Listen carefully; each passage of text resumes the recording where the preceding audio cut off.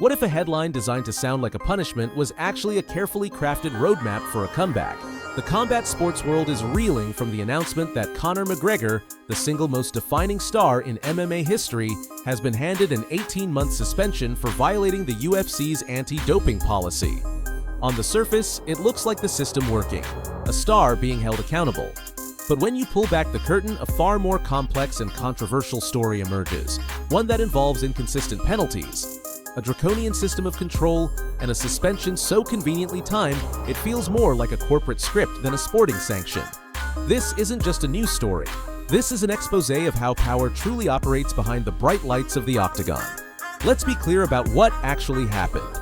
McGregor's violation wasn't for a specific banned substance found in his system.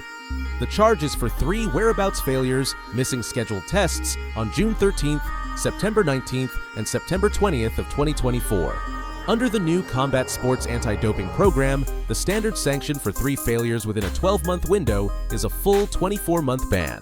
But in a move that immediately raised eyebrows, McGregor's penalty was slashed by a quarter, down to just 18 months. The official reason? His cooperation and the fact that he was injured and not in a fight camp. But this justification feels flimsy, a convenient excuse to mitigate a penalty for the promotion's most valuable asset. It's the first clue that we're not dealing with a standard operating procedure. The plot thickens dramatically when you examine the historical record. This is where the narrative of a fair and impartial system completely unravels. Under the previous USADA regime, we saw clear precedents for this exact violation. Fighter Yair Rodriguez missed 3 tests and was given a mere 6-month suspension.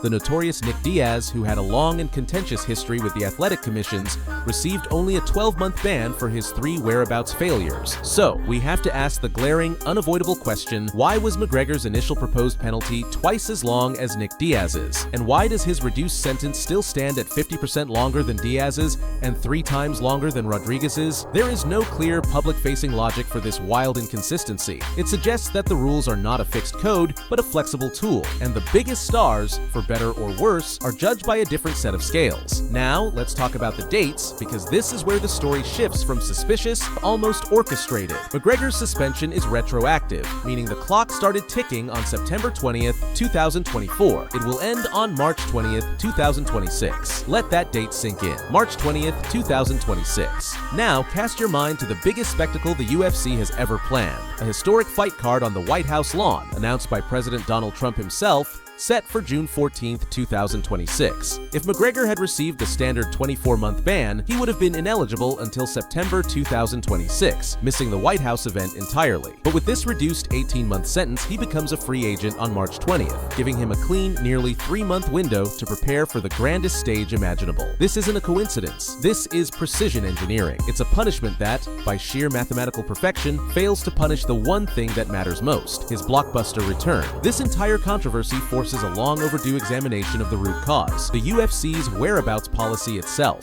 To maintain a clean sport, fighters who are legally classified as independent contractors, not employees, are required to submit their location for a 1-hour testing window every single day of the year.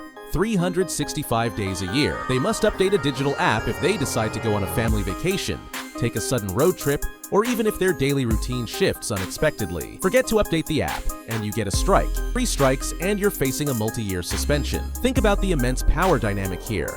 Can you imagine being legally self-employed, yet having to tell a multi-billion-dollar corporation your precise location every day, with severe financial penalties for a simple mistake?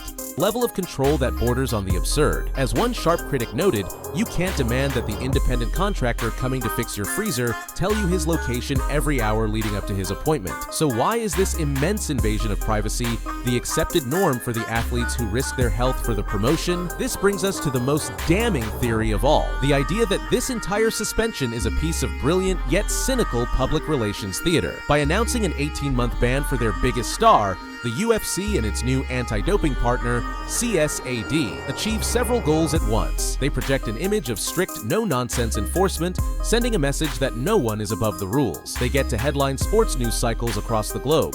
But most importantly, they administer a penalty that sounds severe on paper. 18 months in practice has zero impact on their planned business objectives. McGregor wasn't fighting before March 2026 anyway. This suspension doesn't cost the UFC a single dime. In fact, it adds a layer of forbidden fruit narrative narrative to his comeback. It's a win-win for the corporation, while the athlete takes a public hit for a violation that many see as a flawed system's fault. But the implications of this go far beyond Conor McGregor.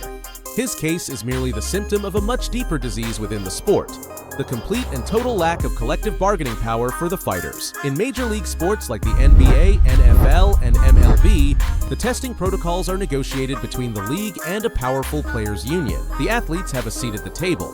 They can argue for a system that balances the need for a clean sport with basic rights to privacy and a reasonable quality of life. UFC fighters have no such representation.